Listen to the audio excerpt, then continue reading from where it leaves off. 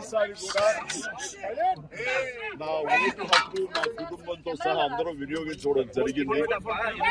ఇదే విధంగా ఇదే సమయంలో నేను ప్రతి ఒక్కరికి ఎప్పటిలాగానే మళ్ళీ విన్నవించుకుంటున్నాను. ఈ ఓటు హక్కు వినియోగించుకోండి. ఓటు అనేది కేవలం హక్కు మాత్రమే కాదు, అది మన బాధ్యత.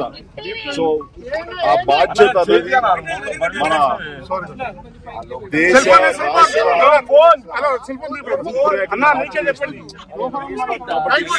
నాయకులు వీళ్ళు మనకు న్యాయం చేస్తారు, మనకి సుపరిపాలన అందిస్తారు అనే నమ్మకం ఉన్నటువంటి నాయకులకి ఓటు ద్వారా తెలపండి.